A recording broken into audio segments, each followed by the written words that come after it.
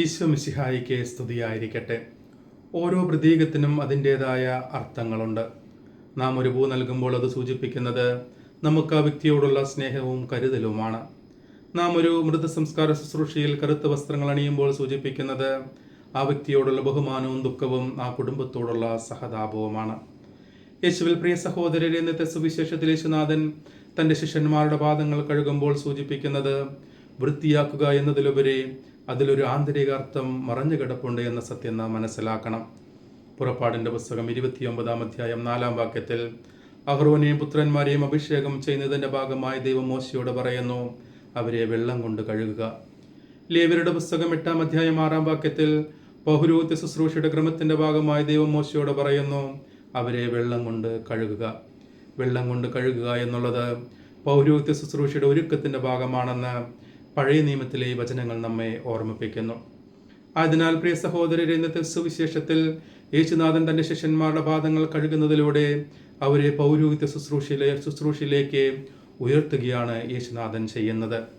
പുറപ്പാടിൻ്റെ പുസ്തകം 30-ാം അധ്യായം 18-ാം വാക്യത്തിൽ ദൈവം മോശയോട് പറയുന്നു, സമാഗമ കൂടാരത്തിന് മുമ്പിൽ ഒരു ക്ഷാളന പാത്രത്തിൽ വെള്ളം നിറയ്ക്കുക. ശുശ്രൂഷയ്ക്ക് പോകുന്നതിന് മുമ്പ് പുരോഹിതന്മാർ തൻ്റെ പാദങ്ങൾ ആ വെള്ളത്തിൽ കഴുകട്ടെ. ഇന്നത്തെ സുവിശേഷത്തിൽ പത്രോസ് എൻ്റെ ശിരസ് കൂടി കഴുകണമേ എന്ന് യേശുനാഥനോട് പറയുമ്പോൾ കുളി കഴിഞ്ഞവൻ്റെ ശിരസ് കഴുകേണ്ട ആവശ്യമില്ല, പാദങ്ങൾ മാത്രം കഴുകിയാൽ മതി എന്ന് യേശുനാഥൻ അവരെ ഓർമ്മിപ്പിക്കുന്നതും ഇതുകൊണ്ട് തന്നെയാണ്. ആയതിനാൽ പ്രിയ സഹോദരരെ, ഇന്നത്തെ സുവിശേഷത്തിൻ്റെ വെളിച്ചത്തിൽ ദൈവം സ്ഥാപിച്ച പൗരോഹിത്യം എന്ന കൂദാശയെയും ദൈവം തിരഞ്ഞെടുത്ത പുരോഹിതരെയും ആത്മാർത്ഥമായി ബഹുമാനിക്കുവാൻ നമുക്ക് പരിശ്രമിക്കാം. പ്രഭാഷകന്റെ പുസ്തകം 7:31 നാം വായിക്കുന്നു, ദൈവത്തെ ഭയപ്പെടുകയും അവിടുത്തെ പുരോഹിതരെ ബഹുമാനിക്കുകയും ചെയ്യുവിൻ. ഹെബ്രായർക്കെഴുതിയ ലേഖനം 5:1 നാം വായിക്കുന്നു, ജനങ്ങളിൽ നിന്ന് ജനങ്ങൾക്ക് വേണ്ടി തിരഞ്ഞെടുക്കപ്പെട്ടവനാണ് ഓരോ പുരോഹിതനും.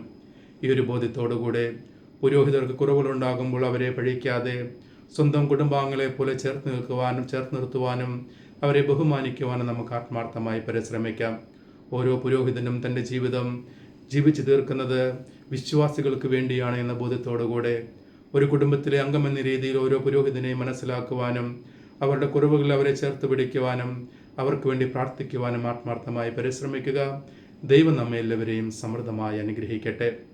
എല്ലാ ദിവസവും വചനം വായിക്കുവാനും വിശുദ്ധിയിൽ ജീവിക്കുവാനും നമുക്ക് ആത്മാർത്ഥമായി പരിശ്രമിക്കാം. പുരോഹിതർക്ക് വേണ്ടി പരിശുദ്ധമയോട് ചേർന്നുകൊണ്ട് ഒരു രഹസ്യം ജപമാലയിൽ നമുക്ക് പ്രാർത്ഥിക്കാം.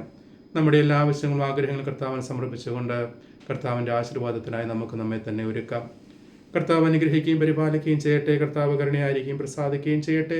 കർത്താവ് കരുണാപൂർവ്വം കടാക്ഷിച്ച് ഞങ്ങൾക്ക് സമാധാനം നൽകട്ടെ, ഇപ്പോഴും എപ്പോഴും എന്നേക്കും. ആമേൻ.